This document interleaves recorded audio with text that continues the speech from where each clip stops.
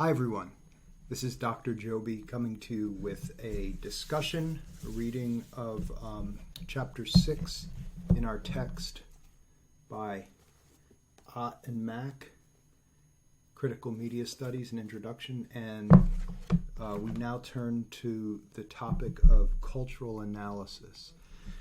So I'm going to discuss a few of the concepts in this chapter.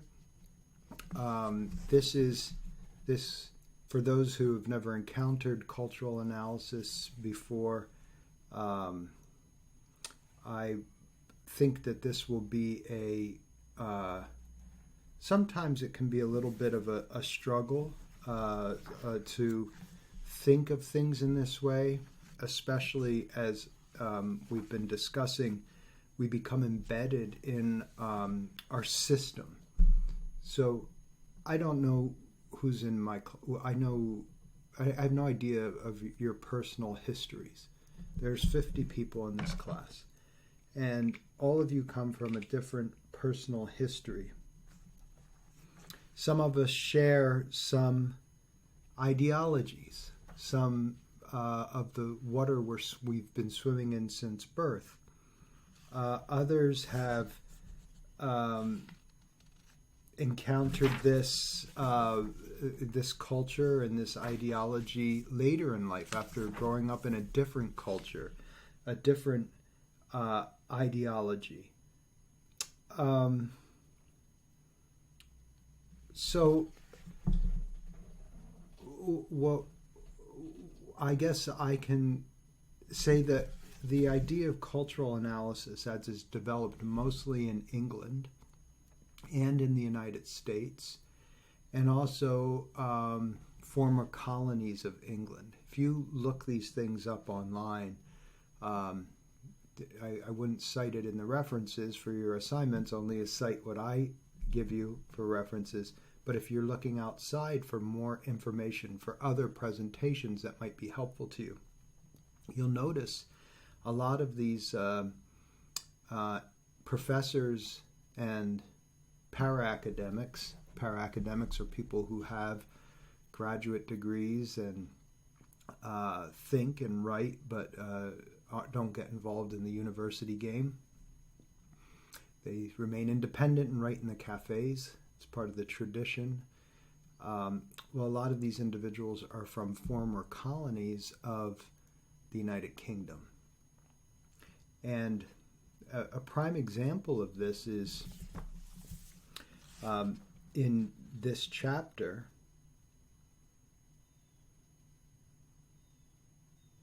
is Stanley Hall. And I've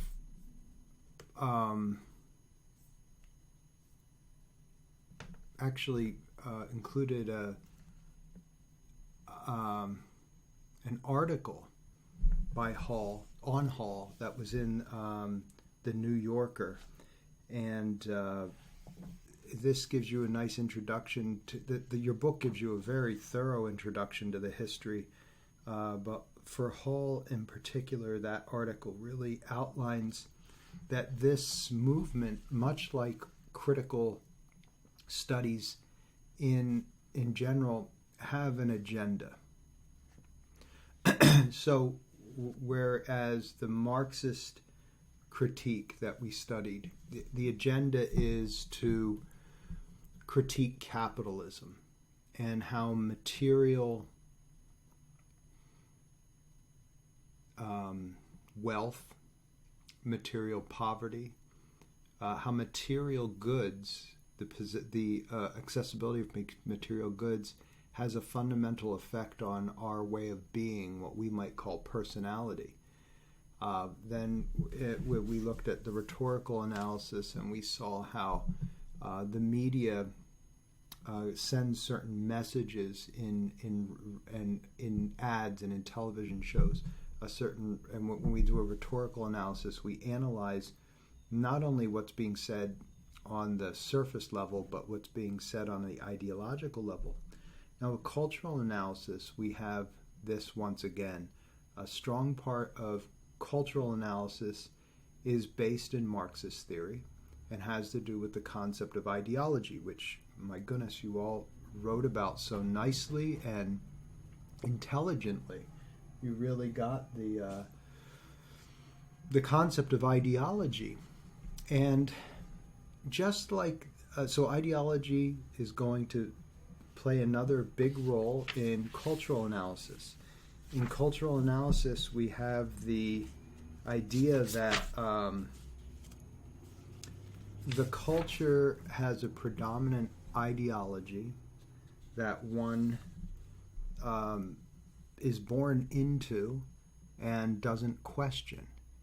And that that process of one ideology becoming kind of the way everyone just accepts things work, that has a term in cultural studies, and it was coined, or at least popularized. I'm not sure if it was coined by, but it's mostly associated with an Italian named Antonio Gramsci. Gramsci, Gramschi,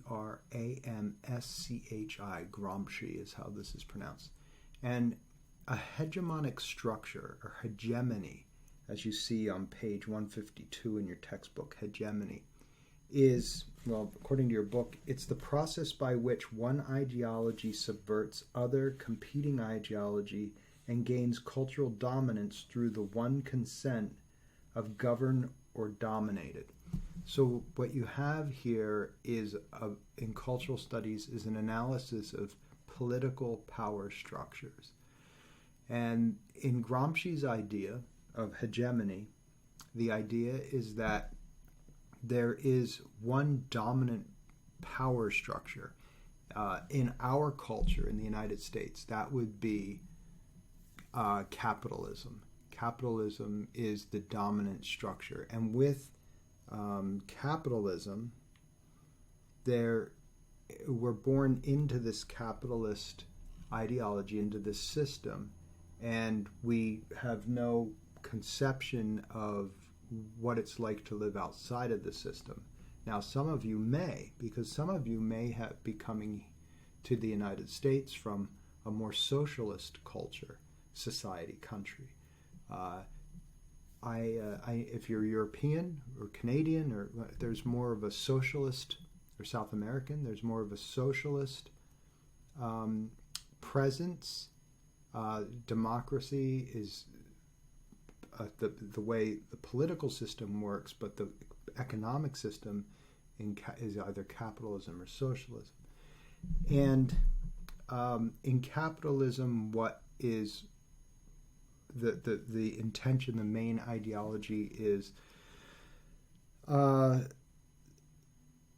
we have a spontaneous consent, Gramsci says. This means that we just accept that this is the way things are because maybe we've never experienced anything outside of this to realize that there are other systems. Let's take for an example. I'll back into this to an example. Healthcare. Healthcare is a major issue in our country. And from a capitalist point of view, the healthcare system that is based on a profit motive. Now, come to think of it, we could also think about this as education. Let's juggle both of these examples, or I'll give healthcare and then education. So in our culture, you are responsible for your own healthcare coverage, paying for your own insurance. A third party insures your to be able to have basic health care. And if you have cancer, if you get a cancer diagnosis and you don't have health care, you are in a very dire situation if you don't have health coverage, healthcare plan. In the United States, this is primarily the responsible of the employer or the individual. So if anyone is an independent contractor or a business owner, they're not employed by someone else, but they're self-employed, then they're responsible for paying for their own insurance. That means, depending on the plan you have, it could be $400 a month, it could be $1,400 a month. And that has to do with how how well the coverage, how good the coverage is, how much is covered, and how much out-of-pocket expense exists. It's a very complicated situation. Take a place like Finland. In Finland, you don't have to worry about your health care. If you get cancer, you go to the doctor. It's state-funded national health care. Now, this idea on its own has all sorts of these are two hegemonic structures. One is a socialist approach to healthcare. The other is a capitalist approach to healthcare. In the hegemonic structure, the predominant structure in the United States, it's a capitalist third-party healthcare payment model. In the hegemonic structure of Finland, it would be a socialist model of healthcare where everybody contributes through taxes and everybody's covered. Kind of like listening to music on Spotify. Everybody gets a membership, and you all chip in and get to listen to any music you want, unlimited. That would be like a socialist plan. Whereas in a capitalist plan, you pay a high fee to have access to all the music, or you buy, actually this is better, you pay you own the material, so you buy each song, like the model used to be when you bought a cassette tape or a CD or an LP or 45 or an 8-track, whatever, and you would buy and own it. That's private property now. You own that piece of music. However, the rights for the music belong to someone else, and that's why there's copyright laws that if you make a recording of that and give it to someone for free, you could get in trouble. We have this in textbooks as well. This is why you have to buy textbooks, and I can't do a PDF of it and send it to you. So I'd be in copyright infringement in this culture, in this system. So let's take a look at this example, the hegemonic structure that we have spontaneous consent for. We just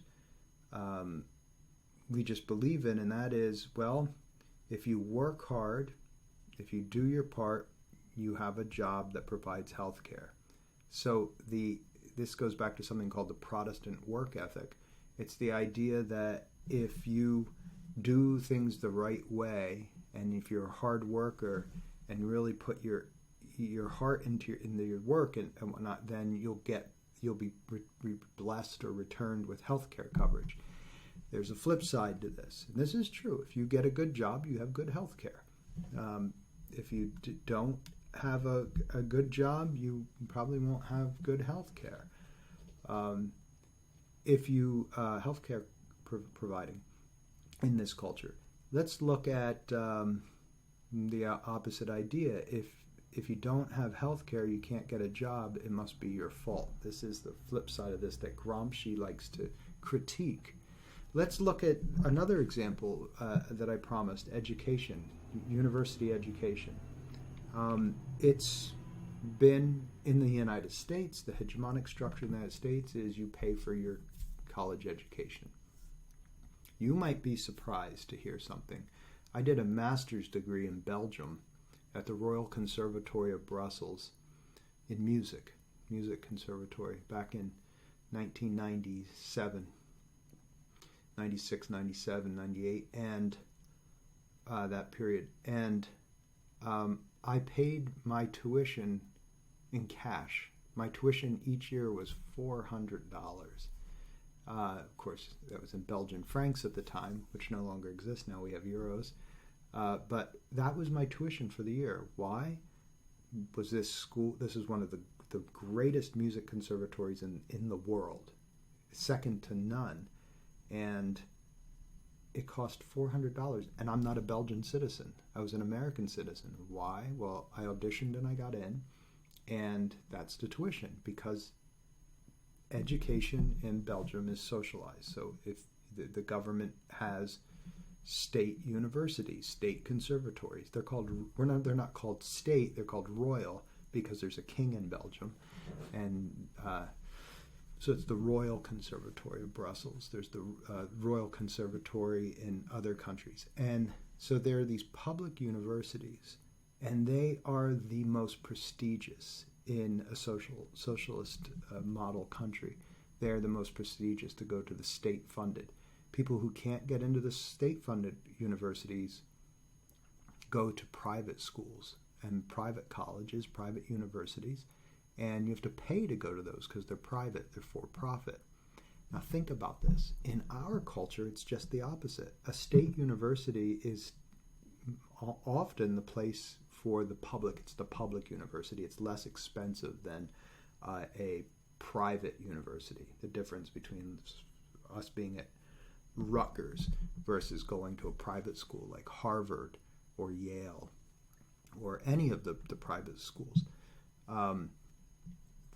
In our culture, the private school has more prestige.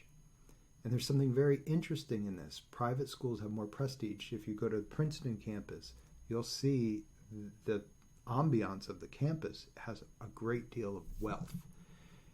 And this kind of like is part of the hegemonic ideology in our culture, where private property, private industry, private enterprise is privileged. This is another word that we use in this discussion. It's privileged over a cheaper public institution. And the reason for this is in the ideology, in the hegemonic ideology of capitalism, the profit, the expense of something is where the cost of something is where the value comes in. How much is something worth? How much is it worth? We'll see. I see these television, internet newspapers, and they'll say, "Is the college education worth it?" How do we rank the top ranked schools, and how do they rank it? Often by grant money, how much grant money the professors get. And in fact, if you look on the want ads for universities, research universities, they're not so interested in your intellectual ability to teach, your ability to start fires and get people excited. Start fire in here, I mean, in the heart of your students. They're interested in how much grant money have you. What's your history of your grant? Look at the grant histories on the bios of professors and whatnot, especially in psychology. It's an economic benchmark. In capitalist system, we measure the value of something by how much is your education worth. Well, what will you make? What do graduates make? What's the payoff? Think of this hegemonic structure. This is the idea that that the reason you do something is for the economic payoff. I have two things to mention to you. A little bit of a personal side note on this. I went to one public university, and all the rest I went to were private and elite private schools.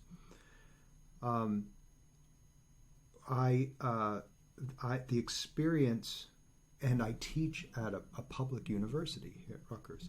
I'd like to tell you some of the differences in our capitalist system of what that money buys you. So let's just talk about psychology. My music education was all at private schools, top university, conservatories. So we'll focus on psychology. So when I decided to pursue psychology after doing music, I went there in my local area where I was living. There were two universities that were within stone's throw from my home. One was Lafayette College in Easton, and the other was East Stroudsburg University in Stroudsburg, Pennsylvania. I went to both of these schools, to the admissions department, walked in with my credentials, having studied music and whatnot, and both schools accepted me. Lafayette accepted me with full tuition cost, what it would cost to pay out of this. Beautiful campus, beautiful halls. I would have gone into significant debt to get an undergraduate degree in psychology.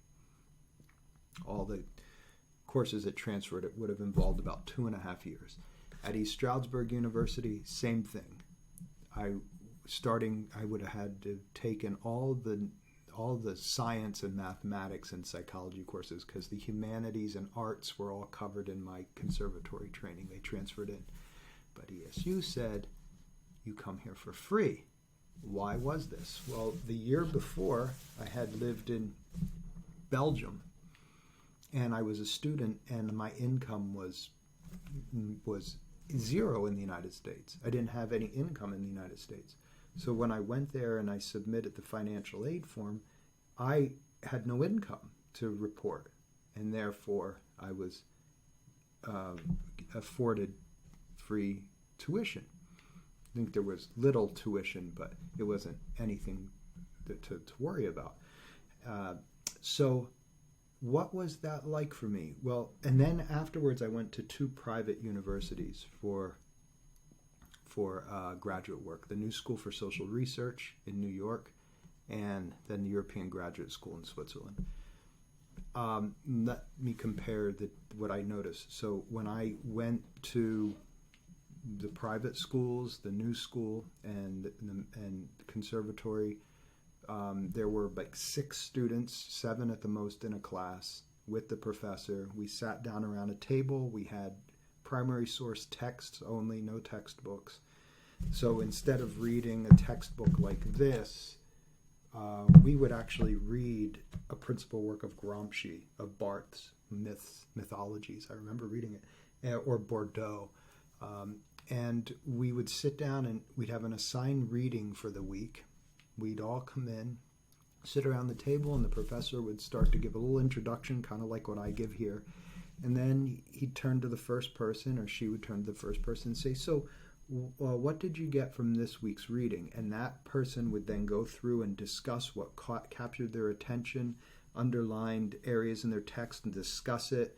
And said, it would become, it's seminar style. It would become this class, 6 people having a discussion with the professor, and oftentimes that professor was the person who wrote the book. Example: when we studied ideology a few weeks ago, you watched this video with this guy, Slavoj Žižek. When I studied ideology with Žižek. He was my teacher, and Lacanian media studies, psychoanalysis. So you had to really be on the ball here. There were no multiple choice tests. I didn't encounter a multiple choice test until I went to ESU, to East Stroudsburg University.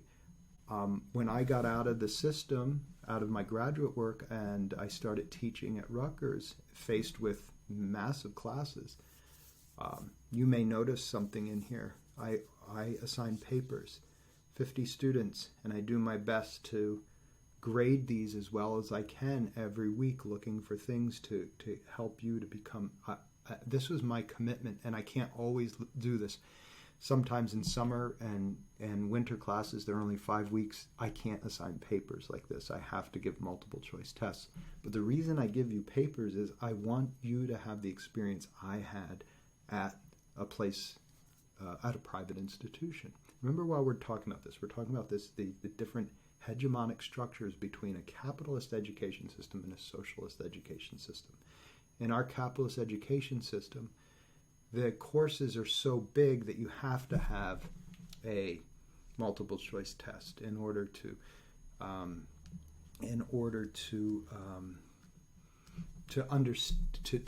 make it function. How could you possibly thoroughly grade all these papers? Now, here's an interesting thing. That idea, you read about Pierre Bourdieu, and his idea of doxa, or belief.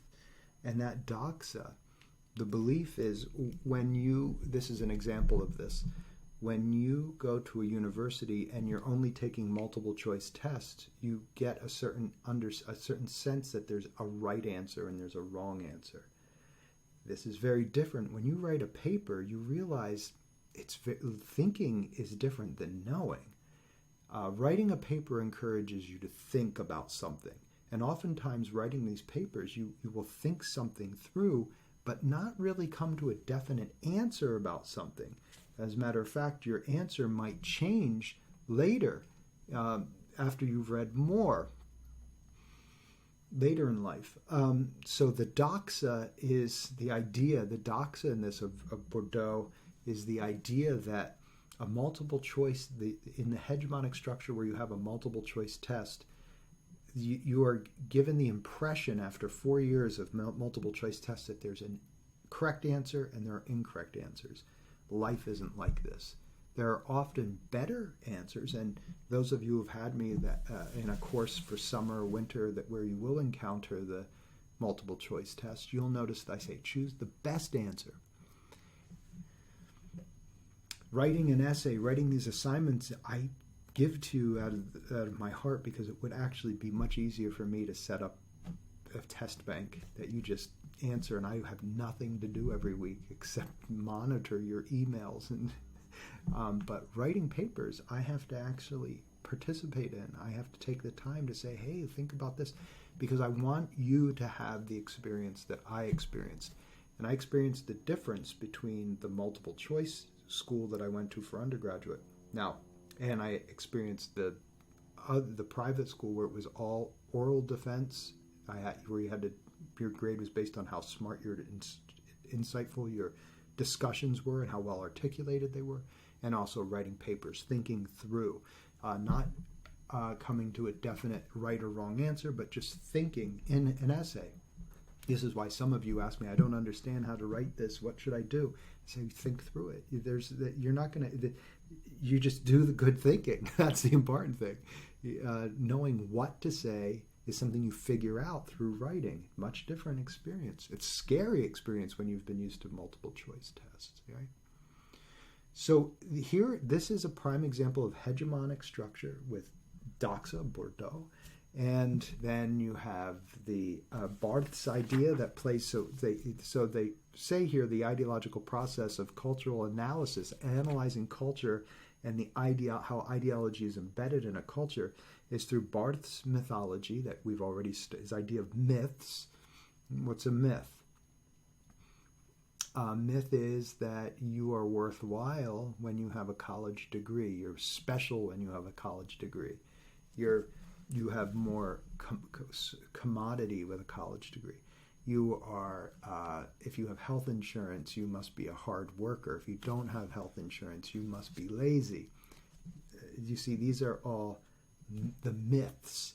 Doxa are the beliefs in the little bullet list of beliefs of each of those myths. And hegemony, the hegemonic structure, is the dominant way that a society looks at things. And in cultural studies, all three of these things are taken together as a way of kind of like waking people out of a slumber, and seeing that, for example, as your texts say. I'm gonna read through your to page 153 here. An essential second paragraph. The essential function of hegemony involves convincing people to support the existence of a social system that does not support them in return. Marginalized groups do not often protest or revolt against ideologies that overwhelmingly support privileged groups because on some level they consent to being dominated. This statement prompts an immediate question: why would anyone consent to such an arrangement? While dominant ideologies may reflect desire and interest of socially powerful groups for these ideologies to remain dominant, they must also feature additional promise. It is in the best interest of the marginalized group to accept these beliefs as well. There's a quote, and I can't remember if this quote comes from John Steinbeck or if John Steinbeck mentioned that Sinclair Lewis, another great author of the 20th century, said this. Said in America we have no poor people, only temporarily frustrated millionaires, someone who's temporarily down in their luck. There's this sense in us that one day our ship's going to come in if we keep doing the things we're supposed to be doing, keep playing by the rules of the hegemonic structure. There's a hope that it will pan out. This is the idea here. Now, I like the Marxist theory. You don't have to be a Gramscian or Bourdieuian or Barthian. You don't have to be you don't have to embrace cultural analysis to get something of value out of it.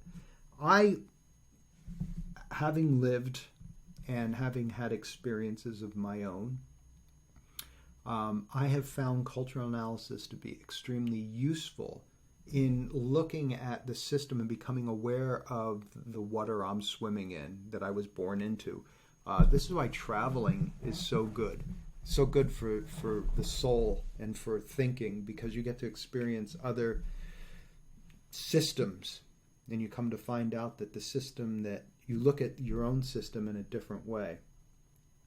With each trip that I took throughout Europe and throughout the world, China and India and Haiti after the earthquake, and Peru, you see that there's a different structure. Things,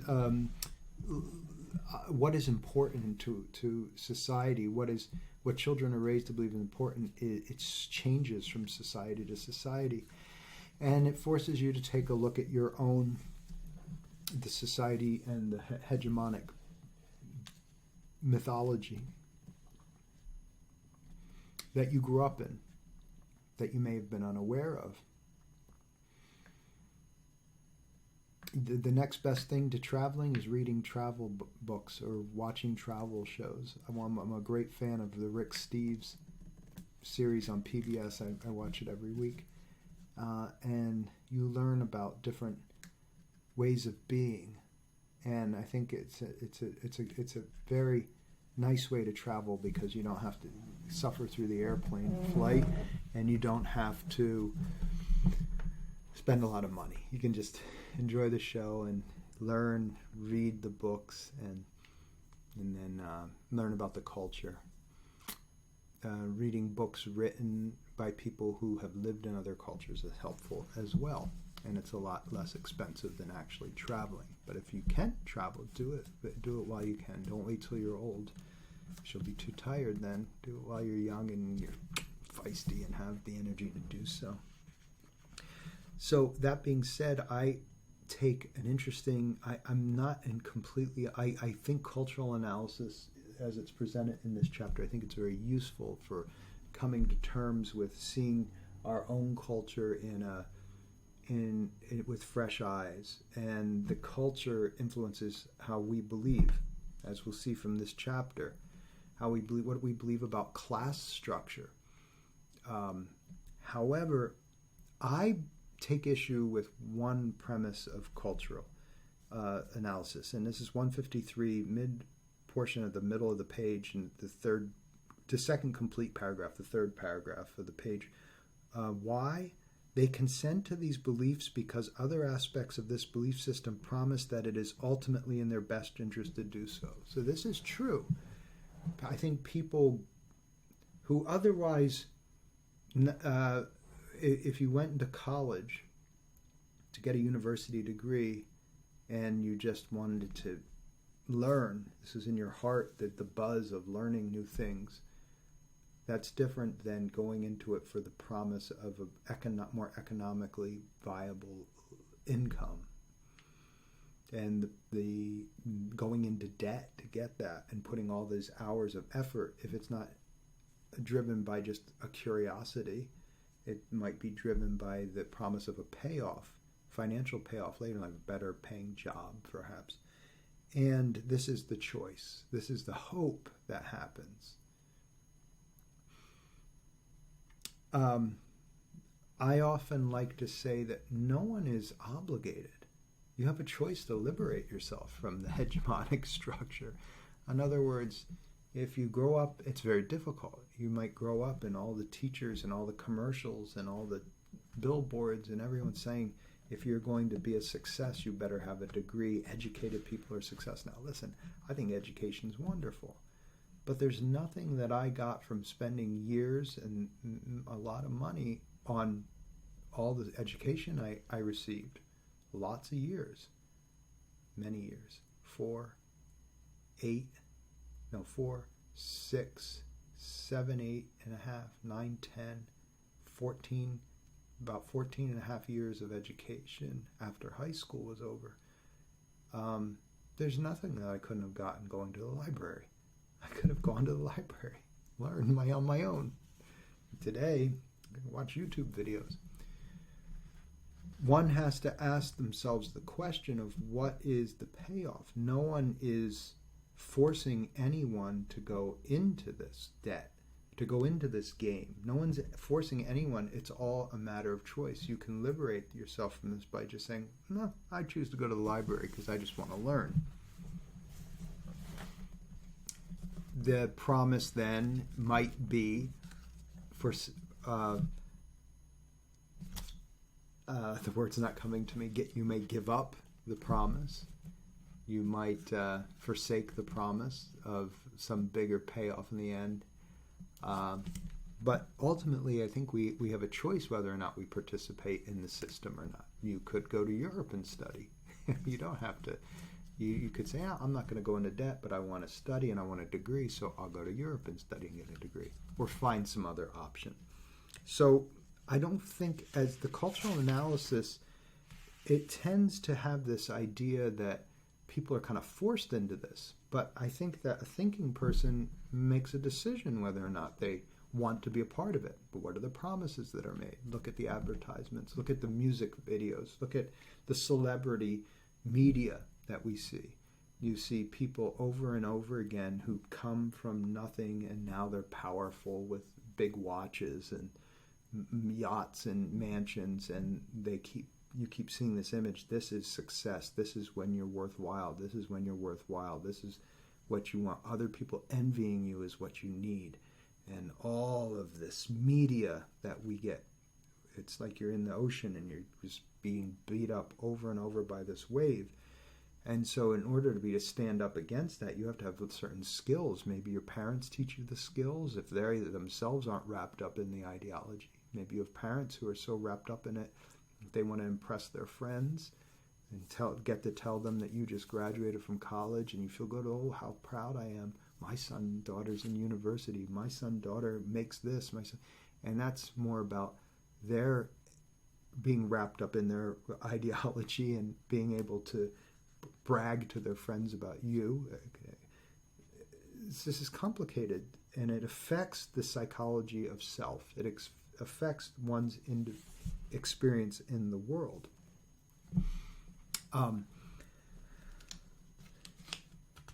So, cultural analysis, you don't have to. I think that I don't think we're all victims. I don't necessarily think we're all victims of capitalism. I think that in many ways we can choose whether or not to join the game, to play, to be a part of the hegemonic belief system, because you can live a pretty peaceful life by becoming aware of the dangers of these media messages. How do you do it? You turn off the news. You stop watching advertisements. You drop off social networks. You have face-to-face conversations, or you do more mindful things with your social networks, like maybe having been through both of these things, maybe have instead of letting your social media platform wide open, everybody being so concerned with the commodity of how much you're liked by how many likes you have or how many friends you have, that's your value. Maybe just carefully select a handful of people that really matter to you and that you matter to them, and that's who you allow into your little world. This is a way of dropping out. You're still part of the system, but you drop out of it. You play by your own rules. So again, my point in telling you this as an example, I think you'll need to read the chapter for what I'm saying to make sense. What you want to do is not take the I take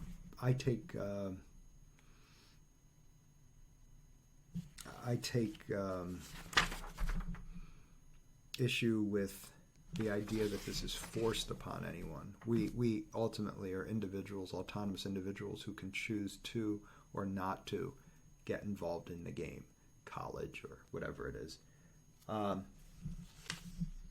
Okay, so let's look at a few other things here.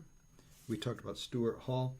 Oh, this is very interesting. If you look at the on page 154, this is how Gramsci talks about how a hegemonic belief system kind of takes whatever resistance, whatever revolutionary act comes against the system, and it embraces that revolutionary act and commercializes it and makes it glossy and makes it exciting and makes it acceptable, so that it kind of disarms the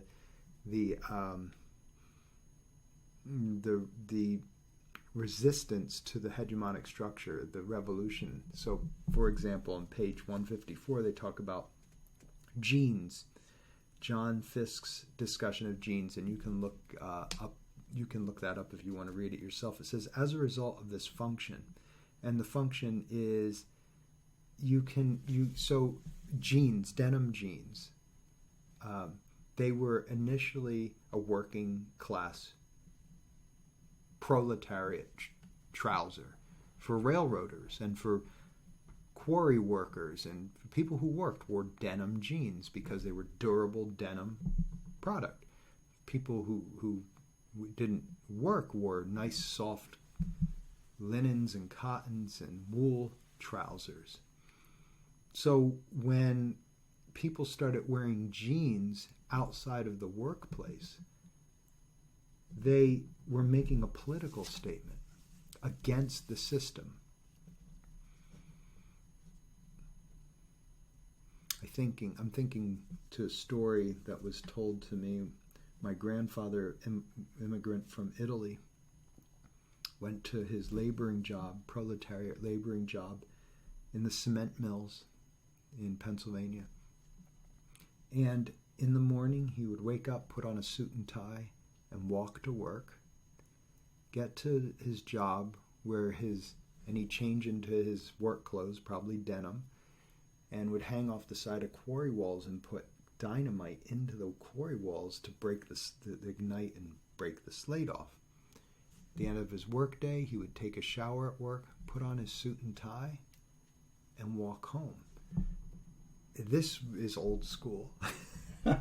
This is old school. Now, this is someone who, this would be an example of really, I don't know, it's a complicated, I could think there's probably many different interpretations, but what the function was, he was separating himself. He was leaving that, what he did as a laborer, and putting on the dignity of the suit and tie. This was a very proud generation of immigrants who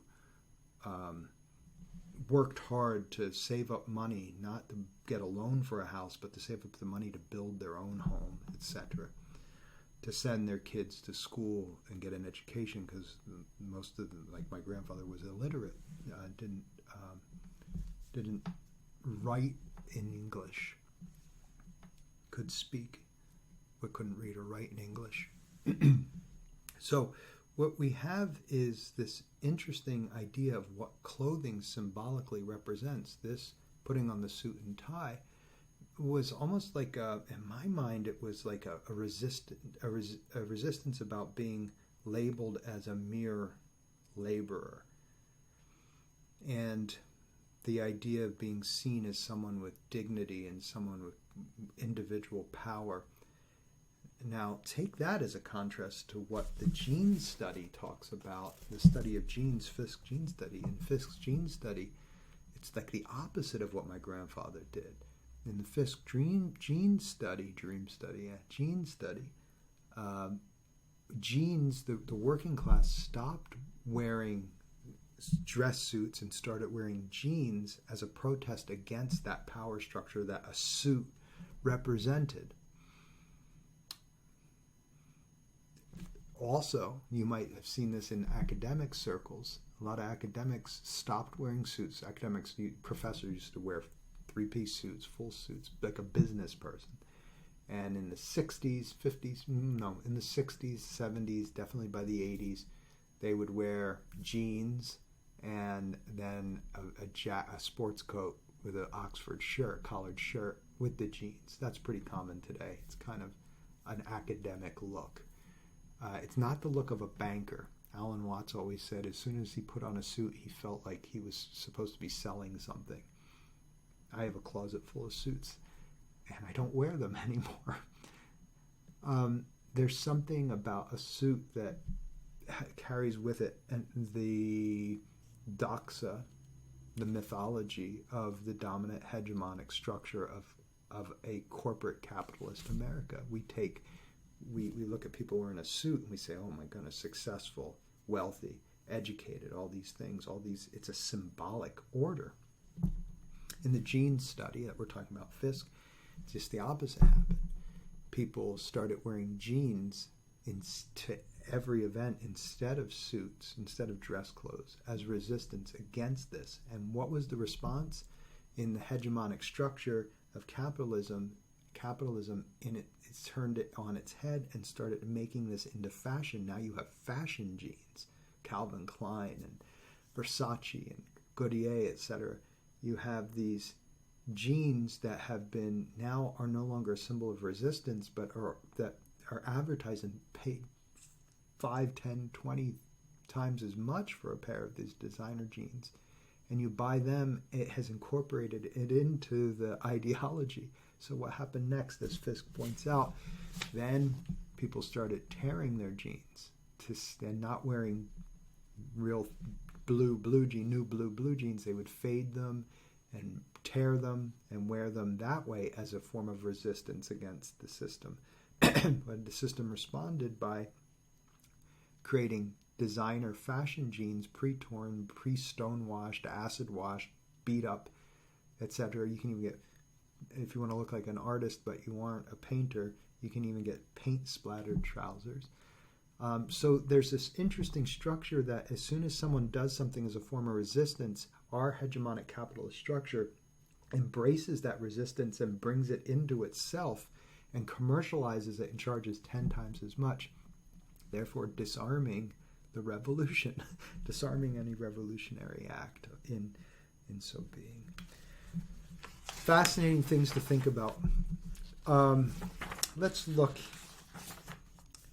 You can, as you read, please read about the media ideology and representation of race and ethnicity. So first, and also of class in the United States, class structure, how movies, television, YouTube, everything promotes a certain hegemonic belief about class and about our ability to transcend class. So speaking, I'd like to bring to your attention a cultural analysis of something. If you are interested in doing something fascinating, I'd like you to take a look at the television lineup from the 1970s, late 1970s into the early 80s. Off the top of my head, I'm thinking of programs like The Jeffersons. And now I'm talking about African American sitcoms. The Jeffersons. What is the premise of The Jeffersons? The Jeffersons was the answer. It was a spin-off of a show called All in the Family, which was about a working class white curmudgeon, Archie Bunker, who was racist. And he had a neighbor, George Jefferson, who he was equally as a curmudgeon and racist. Only Archie Bunker was racist against anyone who wasn't WASP white, and George Jefferson was racist against honkies, as he called them. Right? His neighbors, when he moved on up to the apartment building, he and his wife, they had upstairs neighbors. And the neighbors, it was a black wife and a white husband. Tom and I forget his wife's name. They had a daughter, and the daughter dated George Jefferson's son, and she was what, in the parlance of this time, it was on the sitcom, it was being entered into the social discussion. She was mixed, of mixed race. And George Jefferson called her, I told you this whole story. He had this very kind of disparaging term for her because she wasn't black. She had a white father, and he didn't like that his son was dating someone. So you had these two examples. These two sitcoms. One's about a white racist, the other's about a black racist. And that was one social reality, both produced by the same writer and director, who's a very fascinating person. Then take another show that he did called Good Times. And what was Good Times about? Good Times was, from my area of study that people have told me, students have told me, this was a pretty accurate description of the African American experience in the hood, in the projects. These were in Chicago projects. And you had J.J. and Thelma, and a young Janet Jackson was in later series. And this was all about the stories of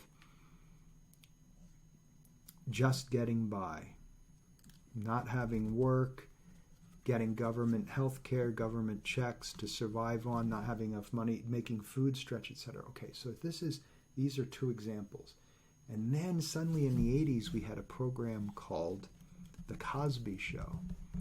Now, Bill Cosby, this was before he became persona non grata because of his sexual exploits with people. He did a doctorate at Temple in Philadelphia. He was from Philadelphia. He did a doctorate in education, and his dissertation was on using television as a tool for social change. And this all started out in the 1970s with the Bill Cosby Show. And then he did the Fat Albert series, the original, which is a cartoon that he appeared in. They all had social lessons, but it was based on kids in the ghetto. They were actually kids. They were modeled for adults and friends of his growing up in Philadelphia. This was a show I grew up watching. I used to really enjoy it, the cartoon. Then in the mid-'80s, we had his Cosby Show. And the Cosby Show, watch the Cosby Show compared to Good Times. What is the Cosby Show? The Cosby Show is the mother's a lawyer, the father's a doctor. They live in this beautiful brownstone in Brooklyn. And it's a high affluence family.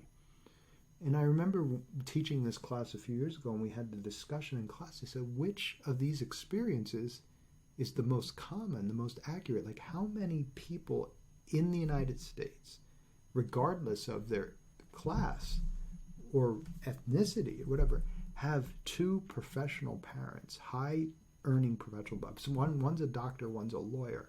How this is extremely rare that this even happens. But how many people have the experience of the Good Times? This is very interesting. These shows are more than just laugh tracks. They're more than just